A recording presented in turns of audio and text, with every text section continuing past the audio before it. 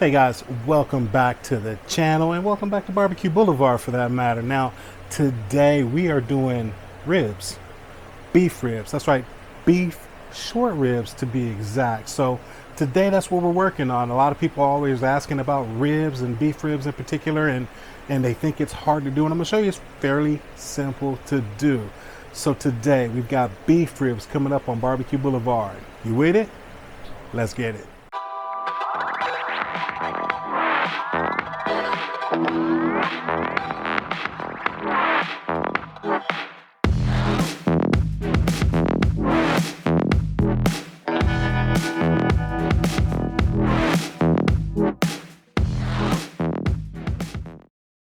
All right, so as I said, guys, we're going to be doing beef ribs today, beef short ribs. Now, there's various beef ribs you can get into. Beef back ribs are fairly inexpensive because beef ribs can get kind of expensive, but the beef back ribs are not as expensive. But beef short ribs can be expensive, but they're well worth it. Of course, everybody knows about dino ribs, which are thick and meaty, kind of like the beef short ribs, but they're just a lot bigger, a lot longer bone and all that. So we've got a fantastic rack of beef short ribs that we're gonna be doing today. So let's get in the studio, let's get these things trimmed up and let's get them rubbed. So let's go. All right, so here we have our beef short ribs, and this is a fantastic cut here. Not digging the way they kind of gouged this a little bit, but it's okay, we'll work with it. You can see we've got excellent marbling here. Looks really good. 4 bones here for our short ribs here. And man, we're looking pretty good. Even on the back side here, a little bit of gouge there. We're not really too concerned about it though. And we're looking pretty good.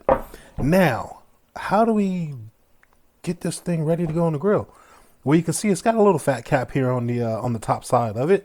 And there's some that's hanging off. Stuff like this you want to go ahead and get rid of, but I'm not too concerned about the rest of this fat that's on here. It's not looking too bad, but if you decide you want to trim it all off and have just clean meat there, you absolutely could.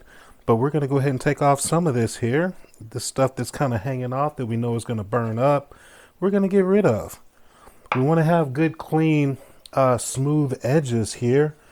Again, I'm not liking the way they kind of gouge this out here, but you know what, it is what it is. That's what we have to work with, so we'll work with it, right? All right, I'm really not going to do too much to this. Just kind of clean it up here just a little bit. Just a little of this straggling fat here that's on this one corner over here on the end. And really, guys, I'm not going to do too much to it. So we're looking pretty good here. And man, I'm gonna say, hey, let's get this thing seasoned up. Okay, now the age-old question when it comes to applying rub to our meats is, do we need a binder? Well, what I look for is how tacky is the meat? Is the meat kind of wet to touch, or is it kind of dry?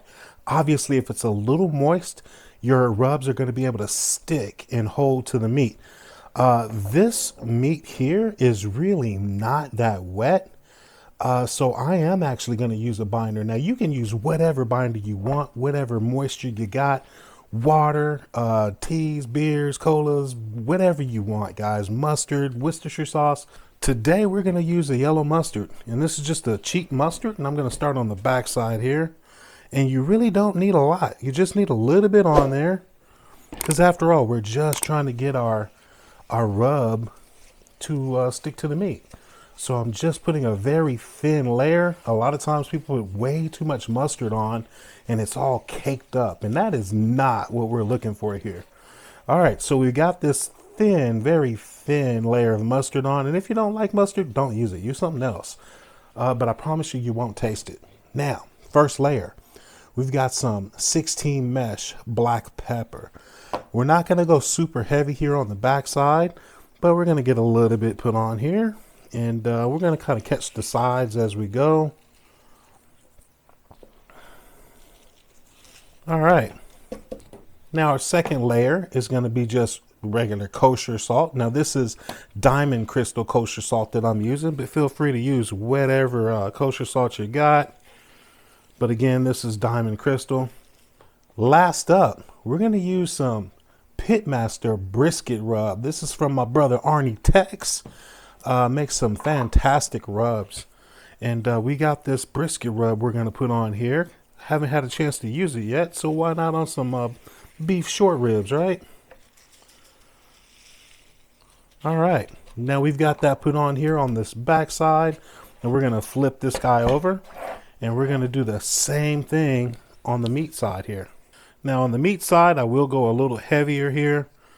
You know, I love this 16 mesh black pepper, so we're going to go fairly heavy. It's going to build us a good bark on this beef rib, so don't be afraid to use it.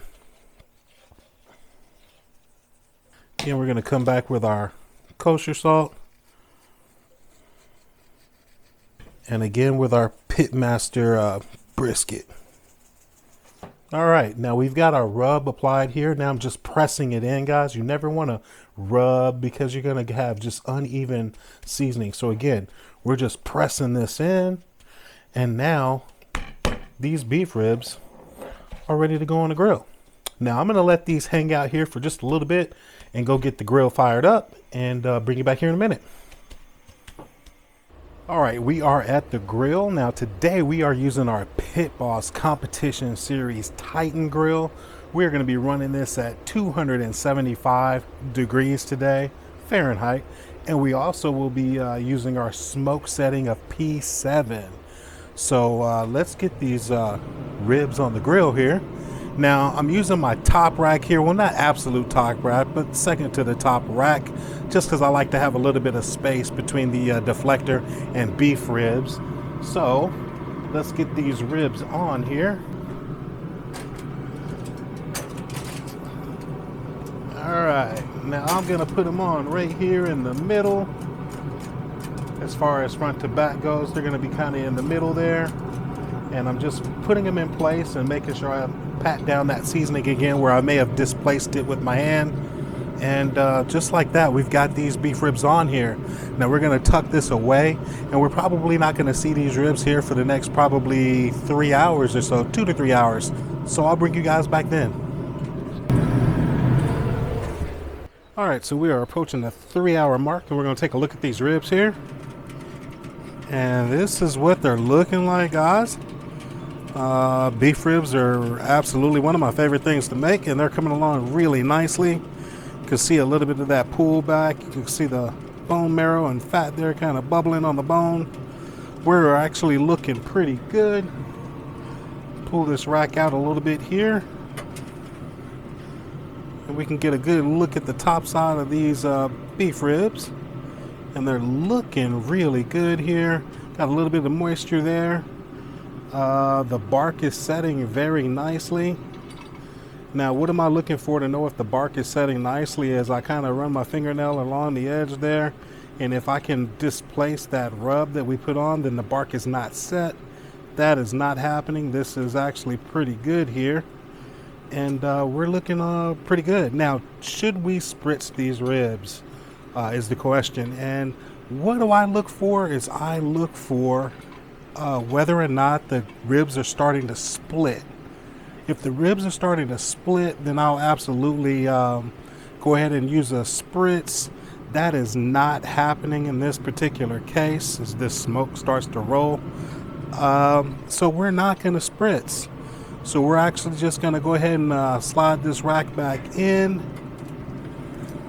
And we're gonna keep it rolling, and yeah, I'll bring you guys back in a bit.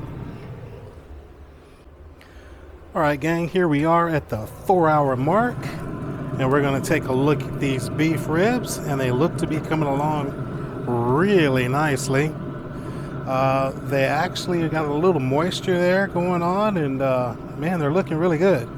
What do I look for at this point is I need to look and see if it's splitting.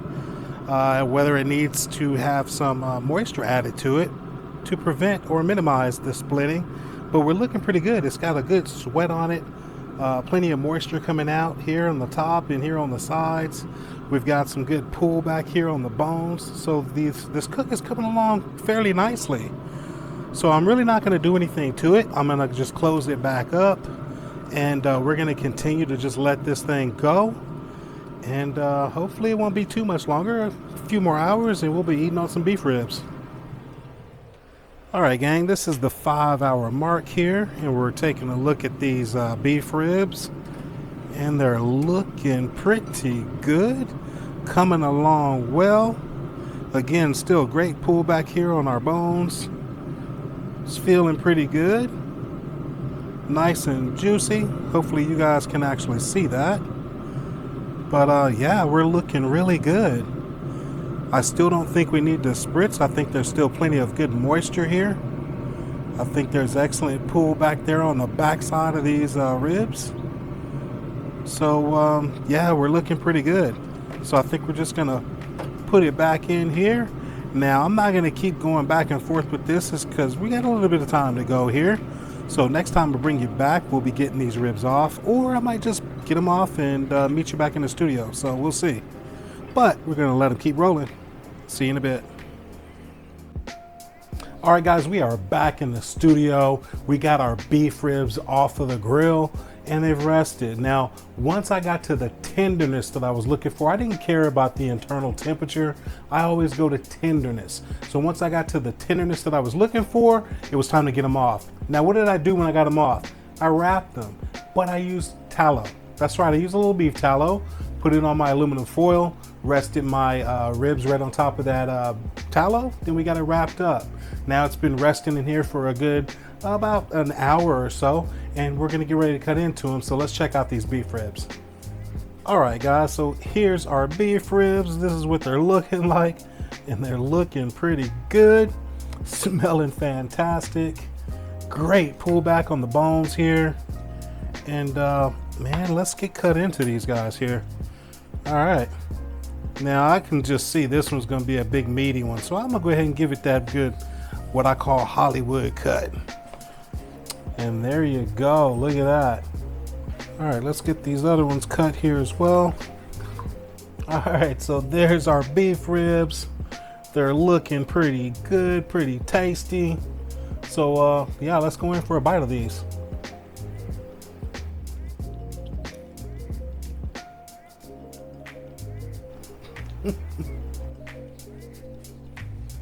All right, guys, I've got to tell you, that is an excellent rib.